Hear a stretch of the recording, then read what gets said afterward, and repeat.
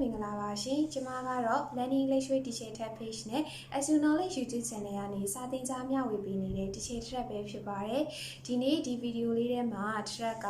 ဒီသင်ခန်းစာလေးတစ်ခုလေးကိုကြည့်ရုံနဲ့vocab ကိုလည်းရစေမယ်vocabularies ပေါ့နော် meaning word ဟာလည်းကျွဲဝစေမယ်နောက်တစ်ခုက speaking ကိုပြောတတ်စေဖို့အတွက်လည်းရည်ရွယ်တယ်နောက်တစ်ခုကဒီသင်ခန်းစာကိုကြည့်ပြီးတော့ grammar ကိုလည်းတည်တည်ချာချာပိုင်နိုင်ရရှိသွားစေဖို့အတွက်ရည်ရွယ်ပါတယ်ဒါကြောင့် Track ဒီနေ့ပြင်ဆင်ပေးထားတဲ့ video lessons လေးကတစ်ချက်သေးနဲ့တစ်ချက်ခုတ်တာနဲ့နှစ်ချက်ပြတ်မှာမဟုတ်ပါဘူးတစ်ချက်ခုတ်တာနဲ့တော့သုံးချက်တောင်ပြတ်မှာဖြစ်ပါတယ် vocab လည်းရမယ် speaking လည်းတိုးတက်စေမယ်နောက်တစ်ခုက grammarကိုလည်းပိုင်နိုင်သွားစေမှာဖြစ်ပါတယ်ဒါဆိုလို့ရှိရင်ဒီသင်ခန်းစာလေးကဘာဖြစ်မလဲဆိုတာကို Track နဲ့အတူတူဆက်ပြီးတော့လေ့လာကြည့်ပါမယ် Track နဲ့အတူတူလေ့လာရမယ်သင်ခန်းစာလေးက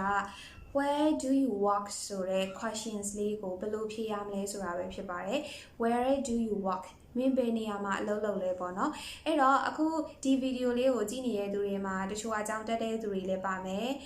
အလုပ်မရှိသေးတဲ့သူတွေလည်းပါမယ်အလုပ်ဆောင်စားနေတဲ့သူတွေလည်းပါမယ်ပေါ့နော်ဒါပေမဲ့ကိုကအလုပ်ရလာတဲ့အခါမှာဒီ questions လေးကိုဘယ်လိုဖြေရမလဲဆိုတာကိုသိသွားလို့ရှိရင်အဆင်ပြေသွားပါလိမ့်မယ်ဒါကြောင့်အခုအခြေအနေမှာအလုပ်မရှိသေးဘူးကြောင်းတက်နေစေပဲဖြစ်နေတယ်ဆိုလို့ရှိရင်လည်းပဲကိုတကယ်အလုပ်ရသွားတဲ့အခါကျလို့ရှိရင်ဒီဗီဒီယိုသင်ခန်းစာလေးကဘယ်လိုဖြေရမလဲဆိုတာကိုအထောက်အကူပြုပေးပါလိမ့်မယ်ဒါဆိုလို့ရှိရင်ဆက်ပြီးတော့လေ့လာကြည့်ပါမယ်အဲ့တော့ where do you work ဆိုတဲ့ question လေးကိုဖြေတဲ့အခါမှာဖြေရတဲ့အဖြေကအမျိုးမျိုးရှိပါတယ်အဲ့တော့မင်းဘယ်မှာအလုပ်လုပ်လဲလို့မေးရင် I work ပေါ့နော်ကျင်းနေပါငါကတော့အလုပ်လုပ်တယ်ဆိုပြီးတော့ဖြေရမယ်ပထမဆုံးတစ်ခုက at နဲ့လည်းဖြေလို့ရတယ် I work atအဲ့လိုမဟုတ်ဘဲနဲ့ I work for ဆိုတဲ့ preposition နဲ့လည်းဖြေလို့ရတယ်နောက်တစ်ခုက I work inဆိုတဲ့ preposition နဲ့လည်းဖြေလို့ရတယ်လို့ I work with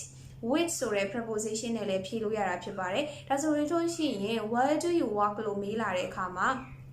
I work at I work in I work for I work with ဆိုပြီးတော့ဖြေလို့ရပါတယ်ကဲဒါဆိုလို့ရှိရင်ဘလို့အခြေအနေတွေမှာဘလို့စကားလုံးမျိုးတွေနဲ့ဆိုလို့ရှိရင် at ကိုတွဲသုံးပါလေဘလို့စကားလုံးမျိုးတွေနဲ့ဆိုလို့ရှိရင် for နဲ့တွဲသုံးပါလေဘလို့စကားလုံးတွေနဲ့ဆိုလို့ရှိရင် in အနောက်ကနေတွဲသုံးရမှာလေ with အနောက်ကနေတွဲသုံးရမှာလေဆိုတာကိုဒီဗီဒီယိုလေးထဲမှာရှင်းလင်းပေးတော့မှာဖြစ်ပါတယ်အဲ့တော့ဒီသင်ခန်းစာကိုလေ့လာပြီးသွားတဲ့အခါကြာလို့ရှိရင်ကိုကဒီ preposition ပေါ့နော်ဖြစ်တဲ့ grammar lessons တွေကတကယ်အရေးအကြီးဆုံး preposition သင်ခန်းစာဖြစ်တဲ့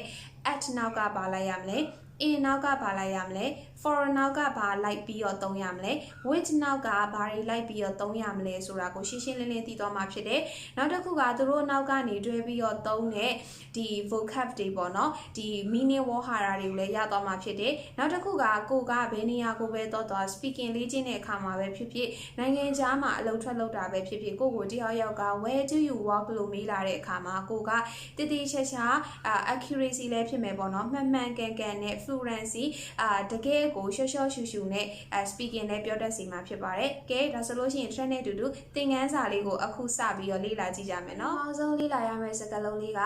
I work at နောက်တစ်ခုက I work for နောက်ကဘာလိုက်လဲဆိုတာပဲဖြစ်ပါတယ်အဲ့တော့ at နဲ့ for နဲ့နောက်ကဘာလိုက်လဲဆိုရင် name or company or organization ကိုအလုပ်လုပ်တဲ့ organization အဖွဲ့အစည်းဒါမှမဟုတ် company ရဲ့အမည်ကိုထည့်သွင်းပြီးတော့ဖော်ပြပေးရမှာဖြစ်ပါတယ်တခြားစကားလုံးတွေလိုက်လို့မရဘူး I work at နဲ့ for နဲ့ကိုကသုံးပြီးတော့ဖြည့်ခြင်းလဲဆိုရင်ကိုအလုပ်လုပ်တဲ့အဖွဲ့အစည်းကုမ္ပဏီရဲ့ဒီအမည်ကိုပဲထည့်သွင်းပေးရမှာဖြစ်ပါတယ်ဒါဆိုရင်ပို့ပြီးတော့ရှင်းလင်းတော့အောင် example တွေနဲ့ဆက်ပြီးတော့လေ့လာကြည့်ပါမယ်ဥပမာအနေနဲ့ပြောရမယ်ဆိုရင် I work at As You Knowledge channelဒါဆိုရင်ငါကတော့ As You Knowledge channel မှာအလုပ်လုပ်တယ်အဲ့လိုမဖြေချင်ဘူးဆိုရင် I work for As You Knowledge channelဒါဆိုရင် As You Knowledge channel မှာအလုပ်လုပ်တယ်ကိုက at နဲ့ပဲတွဲသုံး for နဲ့ပဲတွဲသုံးဘယ်ဟာပဲတွဲသုံးဖြေလို့ရတယ်ဒါမဲ့တစ်ခုမှတ်ကမှာကသူ့နောက်ကအမည်နာမကိုအလုပ်လုပ်တဲ့ company ဒါမှမဟုတ်လို့ရှိရင်အဖွဲ့အစည်းရဲ့အမည်ဖြစ်ဖို့လိုပါတယ်ဒါဆိုရင်နောက်ထပ် example တွေနဲ့ဆက်ပြီးတော့လေ့လာကြည့်ပါမယ် I work at SSC ဒါဆိုရင်ဒါတော့ SSC ဆိုတာကရန်ကုန်မှာ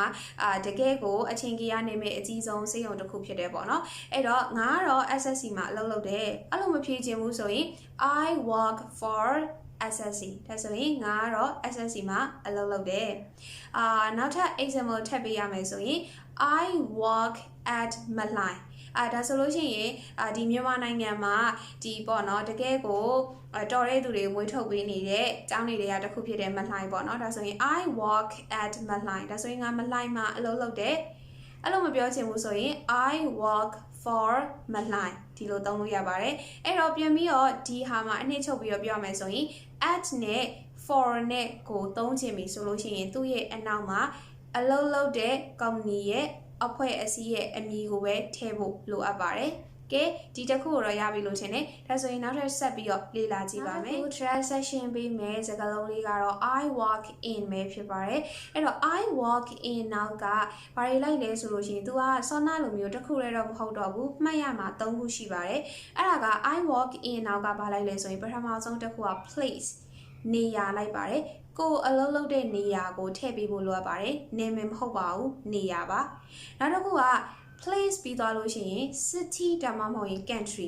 ကိုအလုံးလုံးတဲ့မြို့ဒါမှမဟုတ်ရင်ကိုအလုံးလုံးတဲ့နိုင်ငံကိုထည့်ပြီးတော့ဖော်ပြလို့ရတယ်နောက်တစ်ခုကတော့ department ပေါ့နော်ကိုဘယ်ဌာနမှာအလုပ်လုပ်တာလဲဆိုတာကိုလည်းဖော်ပြလို့ရပါတယ်အဲ့တော့အဓိကမှတ်ရမှာက I work in မှာ၃မျိုးရှိပါတယ်ပထမတစ်ခုကသူ့ရဲ့အနောက်မှာကိုအလုပ်လုပ်တဲ့ place နေရာဒေသလိုက်မယ်နောက်တစ်ခုက city or ဒါမှမဟုတ်ရင် country မြို့တော့ဒါမှမဟုတ်လို့ရှိရင်နိုင်ငံကိုလိုက်ပြီးတော့ဖြည့်ပေးရမယ်နောက်ဆုံးတစ်ခုကကြတော့ I work in ရဲ့အနောက်မှာဒီ department ပေါ့နော်ကိုအလုပ်လုပ်တဲ့ဒီဌာနကိုထည့်ပြီးတော့ဖော်ပြပေးဖို့လိုအပ်ပါတယ်ဒါဆိုရင်ပို့ပြီးတော့ရှင်းလင်းသွားအောင်လို့ချက်ကသူတို့ရဲ့တစ်ခုချင်းစီမှာထည့်ပြီးတော့သုံးတဲ့ example လေးတွေနဲ့ဆက်ပြီးတော့ရှင်းပြပေးပါမယ်အဲ့တော့ပထမဆုံးတစ်ခုက I walk in နောက်က place လိုက်တယ်လို့ပြောခဲ့တယ်ပေါ့နော်ဒါဆိုရင် place လေးမှာနေရာလေးတွေကိုအစားသွင်းပြီးတော့ပို့ပြီးတော့ရှင်းလင်းသွားအောင်ပြပြပါမယ် for example I walk in an office I walk in an office ဒါဆိုရင်ဘယ်နေရာမှာအလုပ်လုပ်တာလဲဆိုရင်ရုံးမှာအလုပ်လုပ်တယ်ဒီနေရာမှာ an office လို့သုံးသွားတယ်ဆိုတာက ANN ကိုသုံးသွားတယ်ဆိုတာက office ကသူ့ရဲ့စကားလုံးစထားတဲ့ office က O ပေါ့နော် O ဒီ AEIOU ဆိုတဲ့တရထဲမှာပါတယ်ဒါကြောင့်မို့လို့တရထဲမှာပါတဲ့ O နဲ့စထားတာဖြစ်တဲ့အတွက်ကြောင့်မို့လို့ ANN ကိုအသုံးပြုပေးရမှာဖြစ်ပါတယ် A ကိုသုံးလို့မရပါဘူးဒီနေရာမှာတစ်ခုမှတ်ရပါမယ် I walk in an office ဒါဆိုရင်ငါကရုံးမှာအလုပ်လုပ်တယ် I walk in a school ဒါဆိုရင်ငါကကျောင်းမှာအလုပ်လုပ်တယ်ခုနကတော့ an office ဆိုပြီးတော့သုံးတယ်ဒီမှာကျတော့ a school ဆိုပြီးတော့သုံးတာက school ဆိုတဲ့စကားလုံးဒီသူ့မှာစထားတဲ့ s ဒီ AEIOU ဆိုတဲ့တရနဲ့စထားတာမဟုတ်ဘူး S နဲ့စထားတာဖြစ်တယ်ဒါကြောင့်သူ့ကိုပုံမှန်သုံးနေကြဖြစ်တဲ့ A ကိုပဲအသုံးပြုပြီးတော့ဖော်ပြပေးရမှာဖြစ်ပါတယ် I work in a school ဒါဆိုရင်ငါကကျောင်းမှာအလုပ်လုပ်တယ် I work in a factory ဒါဆိုရင်ငါကစက်ရုံမှာအလုပ်လုပ်တယ် I work in a factory အဲဆိုရင်ငါကစက်ရုံမှာအလုပ်လုပ်တယ်ဒီမှာ factory ဆိုတဲ့စက်ရုံဆိုလို့ရှိရင်လေဒီမှာစထားတဲ့ FD AEIOU ဆိုတဲ့တရထဲမှာမပါဘူးဒါကြောင့်သူ့ကိုသုံးနေကြဖြစ်တဲ့ A နဲ့ပဲတွဲပြီးတော့သုံးပေးရမှာဖြစ်ပါတယ်ဒါဆိုရင် place နောက်ကနေပြီးတော့ example ၃ကြောင်းလေးနဲ့ရှင်းသွားပါတယ် I work in an office ငါကရုံးမှာအလုပ်လုပ်တယ် I work in a school ငါကကျောင်းမှာအလုပ်လုပ်တယ် I work in a factory ဒါဆိုရင်ငါကစက်ရုံမှာအလုပ်လုပ်တယ်ဆိုပြီးတော့ရှင်းလင်းပေးတော့တာဖြစ်ပါတယ်ကဲဒါဆိုလို့ရှိရင်ခုနက track ပြောထားတယ်ဒုတိယတစ်ခုကိုဆက်သွားပါမယ် I work in နောက်ကဘာလိုက်လဲပေါ့နော် I work in နောက်က city ဒါမှမဟုတ်ရင် country လိုက်တယ်လို့ပြောရပါတယ်အဲ့တော့ကိုအလုပ်လုပ်တဲ့မြို့တော့ဒါမှမဟုတ်လို့ရှိရင်ကိုအလုပ်လုပ်တဲ့နိုင်ငံရဲ့ဒီအမည်တွေကိုဖော်ပြပေးဖို့လိုအပ်ပါတယ်အဲ့တော့ဥပမာအနေနဲ့ပြောရမယ်ဆိုရင် I work in Paris Paris မြို့တော့ပေါ့နော်ငါကတော့ Paris မှာအလုပ်လုပ်တယ် I work in Paris ဒီမှာထည့်သုံးသွားတာဒီ Paris ဆိုတဲ့မြို့တော်ကိုထည့်သုံးသွားတာဖြစ်ပါတယ်အဲ့ဒါကိုပို့ပြီးတော့ရှင်းလင်းအောင်ပြောမယ်ဆိုရင် I work in France I work in France ဒါဆိုရင်ငါကတော့ပြင်သစ်မှာအလုပ်လုပ်တယ်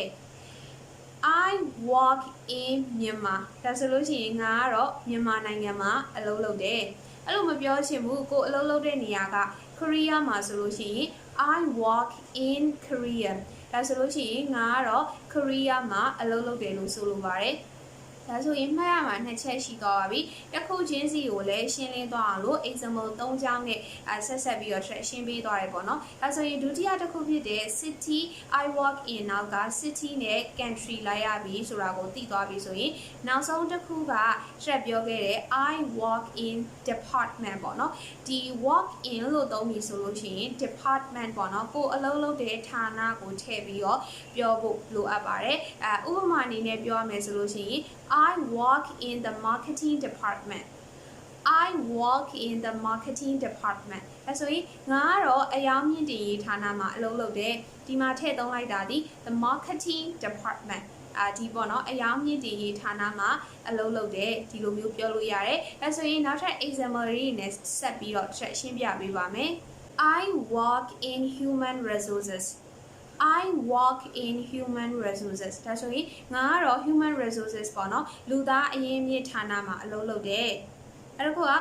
I work in medical research I work in medical research ဒါဆိုရင်ငါကတော့ medical research ပေါ့နော်ဒီဆေးသုတေသနဌာနမှာအလုပ်လုပ်တယ်လို့ဆိုလိုပါတယ်ဒါဆိုလို့ရှိရင်အနည်းချုပ်ပြီးတော့ပြန်ပြောပေးရမယ်ဆိုလို့ရှိရင် I work in နောက်က3ခုလိုက်တယ်ပထမတစ်ခုက place ပေါ့နော်နေရာလိုက်တယ်ဒုတိယတစ်ခုက city or country ကိုအလုံးလုံးတဲ့နေမြို့တော့ဒါမှမဟုတ်ရင်နိုင်ငံကိုထည့်ပြီးတော့သုံးပေးရမယ်အဲ့ဒါက I work in နောက်ကနောက်ဆုံးတစ်ခုအနေနဲ့မှတ်ရမှာက department ပေါ့နော် department ဆိုရဲကိုအလုံးလုံးတဲ့ဌာနကိုအသုံးပြုပေးရမှာဖြစ်ပါတယ်တော်တော်များများကမှားကြတယ်ပေါ့နော်ဥပမာ I work at Korea ဆိုပြီးဒီလိုသုံးတယ်ပေါ့နော် Korea မှာအလုပ်လုပ်တယ်ဒီလို ATS ဆိုပြီးတော့သုံးတယ်တကယ်တော့ grammar နည်းကပြောမယ်ဆိုရင် ATS ဆိုပြီးတော့သုံးလို့မရဘူးပေါ့နော်အဲ့တော့ဒီသင်ခန်းစာလေးက grammar ကိုလည်းဦးစားပေးထားတာဖြစ်တယ်နောက်တစ်ခုက vocab ကိုလည်းဦးစားပေးထားတယ်ပေါ့နော်ခုနကချက်ပြောလိုက်တဲ့ department ဆိုတဲ့ဌာနတွေ office ဆိုတဲ့ဟာတွေပေါ့နော်နောက်တစ်ခုကဒီ human resource ဆိုတဲ့လူသားအရင်းမြစ်ဌာနတွေကိုလည်း vocab တွေကိုလည်းအသားပေးပြီးတော့ပြပြပေးသွားတာဖြစ်ပါတယ်ကဲဒါဆိုလို့ရှိရင်နောက်ထပ်ဆက်ပြီးတော့လေ့လာကြည့်ပါမယ် I work with နဲ့ဘာတွေနဲ့တွဲသုံးလဲဆိုတာကိုပေါ့ကဲနောက်တစ်ခုအနေနဲ့ဆက်ပြီးတော့ရှင်းပြမှာတော့ I work with နောက်ကဘာတွေနဲ့လိုက်လဲပေါ့နော်အဲ့တော့ I work with နောက်ကဘာတွေလိုက်လဲဆိုရင် things ဆိုတဲ့အရာဝတ္ထုပစ္စည်းတွေလိုက်တယ်အဲ့တော့က people လူတွေကိုလိုက်ပြီးတော့လည်းပြောလို့ရတယ်ပေါ့နော်ကိုဘယ်သူတွေနဲ့အလုပ်လုပ်လဲကိုဘလို့အရာဝတ္ထုပစ္စည်းတွေနဲ့အလုပ်လုပ်လဲဆိုတာကိုပြောချင်တဲ့အခါမှာ I work with နဲ့တွဲပြီးတော့သုံးပြရမှာဖြစ်ပါတယ်အဲ့တော့ထုံးစံတိုင်းပဲ track ကရှင်းလင်းသွားအောင်လို့ example sentence လေးနဲ့ရှင်းပြပေးပါမယ် I work with computers I work with computers ဒါဆိုရင် with နောက်မှာတွဲပြီးတော့သုံးလိုက်တဲ့ computers ဒီtheme ဆိုတဲ့အရာဝတ္ထုပစ္စည်းတွေကိုလိုက်ပြီးတော့သုံးရမှာဖြစ်ပါတယ်။ဒါကြောင့်မို့လို့ computers ကိုတွဲပြီးတော့သုံးပြီးတော့ပေါ့နော်။ငါကတော့ computers ပစ္စည်းတွေနဲ့အလုပ်လုပ်ရတဲ့သူဖြစ်တယ်။ I work with computers. I am a teacher. I work with children.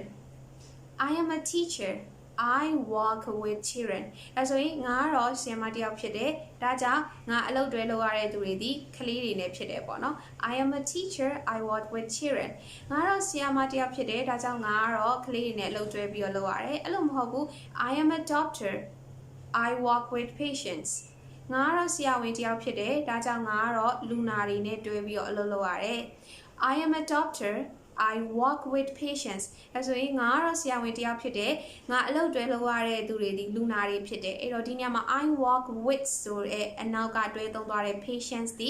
လူနာတွေဖြစ်ပါတယ်လူနာဆိုတဲ့ကိုအလုပ်တွဲလုပ်ရတဲ့သူတွေကိုထည့်ပြီးတော့သုံးပြီးတော့တာဖြစ်ပါတယ်ဒါမှမဟုတ်ကိုက I am a mechanical engineer I work with machines ဒါဆိုရင်ငါကတော့ဒီပေါ့နော် mechanical engineer ဖြစ်တယ်ပေါ့နော်ဒီ set ပစ္စည်းပိုင်းဆိုင်ရာကို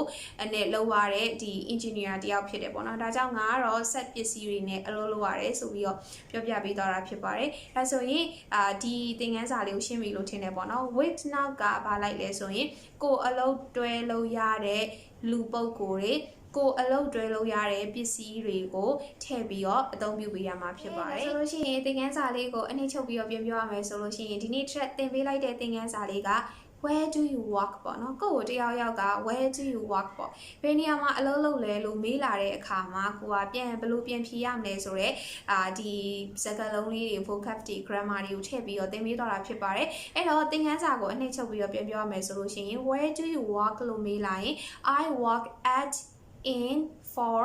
which ဆိုတဲ့ဒီ preposition တွေအမျိုးမျိုးနဲ့ကိုကသုံးပြီးတော့ဖြေလို့ရတယ်မှတ်ရမယ့်အချက်တွေကတော့ I work at လို့ပြောခြင်းနဲ့ဒါမှမဟုတ် for နဲ့တွဲသုံးခြင်းနဲ့ဆိုရင်ကိုအလုပ်လုပ်တဲ့ company ဒါမှမဟုတ်ရင် organization အဖွဲ့အစည်းတစ်ခုရဲ့အမည်ကိုဖော်ပြပေးရမယ်အဲ့လိုမဟုတ်ဘူး I work in နဲ့ကိုကဖော်ပြခြင်းနဲ့ဆိုလို့ရှိရင်ဒီပထမတစ်ချက်လိုက်ရမှာက place ဆိုတဲ့နေရာလိုက်ကမယ်ဒုတိယတစ်ချက်က city ဒါမှမဟုတ်ရင် country ကိုထည့်ပြီးတော့ပြောပေးရမယ်နောက်ဆုံးတစ်ခုက the department ပေါ့နော်ကိုအလုပ်လုပ်တဲ့ဌာနကိုထည့်ပြီးတော့သုံးပေးရမှာဖြစ်ပါတယ်အဲ့လိုမှမပြောချင်ဘူး in နဲ့လည်းမပြောချင်ဘူးငါကတော့ which နဲ့ပဲပြောချင်တာဆိုလို့ရှိရင်เนาะ I work with နောက်က people ဒါမှမဟုတ်ရင် things ပေါ့เนาะအရာဝတ္ထုပစ္စည်းတွေဒါမှမဟုတ်ကိုအလုပ်လုပ်တဲ့လူပုဂ္ဂိုလ်တွေကိုထည့်ပြီးတော့အသုံးပြုပေးရမှာဖြစ်ပါတယ်ဒါဆိုရင် track ကဒီသင်ခန်းစာထဲမှာ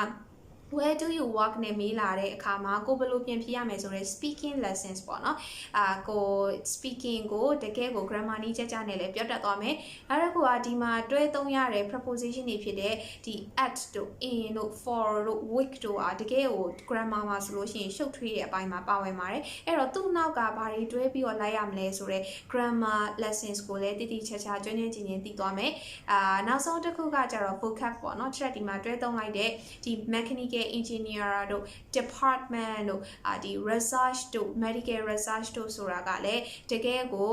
vocab တွေကိုလည်းရရှိစေမှာဖြစ်ပါတယ်။ကဲဒါဆိုလို့ရှိရင်ဒီနေ့သင်ခန်းစာလေးကိုတော့ဒီလောက်နဲ့ပဲညီကုန်းချုပ်ပါမယ်။နောက်ထပ်လည်းဒီလိုမျိုးဗဟုသုတရပွဲရအင်္ဂလိပ်စာနဲ့ပတ်သက်တဲ့သင်ခန်းစာတွေကိုတင်ပေးသွားမှာဖြစ်လို့တကယ်လို့သင်ကသင်ရဲ့အင်္ဂလိပ်စာနဲ့ပတ်သက်ပြီးတော့ level ကိုပို့ပြီးတော့မြင့်ကျင်တဲ့ကိုယ့်ရဲ့ level ကို business level ကနေ pre-inter level ကိုမြင့်ကျင်တဲ့ pre-inter ကနေပြီးတော့ intermediate ကိုမြင့်ကျင်တယ်ဆိုလို့ရှိရင်တော့ဒီ Edu Knowledge Channel လေးကအသင်အတွက်ဖြစ်ပါလိမ့်မယ်။နောက်တစ်ခုကဒီ Thread တို့ရဲ့ဒီ Edu Knowledge Channel က video lessons တွေကိုဒီ YouTube မှာလည်းမကြည့်ချင်ဘူး Facebook ကနေလည်းမကြည့်ချင်ဘူးဆိုလို့ရှိရင်ဒီ www.eduknowledge.online ကနေပြီးတော့လည်းကြည့်ရှုလို့ရပါတယ်။နောက်တစ်ခုက Thread တို့ကဒီပညာဒါန group လေးလည်းလုပ်ပေးထားပါတယ်။အဲ့ဒီပညာဒါန group လေးမှာ day 1ကနေပြီးတော့အခုဆိုရင် day 22ထိရောက်လာပြီဖြစ်ပါတယ်။နေ့စဉ်အင်္ဂလိပ်စာနဲ့ပတ်သက်တဲ့လေ့လာရမယ့်သင်ခန်းစာလေးတွေကို step by step လေ့လာလို့ရအောင်တင်ပေးနေတာဖြစ်လို့ Learning English with Teacher Tab page ကနေပြီးတော့လည်းchat တို့ကိုဆက်သွယ်ပြီးတော့ဒီပညာဒါန group လေးကိုအခမဲ့ဝင်ရောက်လေ့ကျင့်သင်ကြားနိုင်ပါတယ်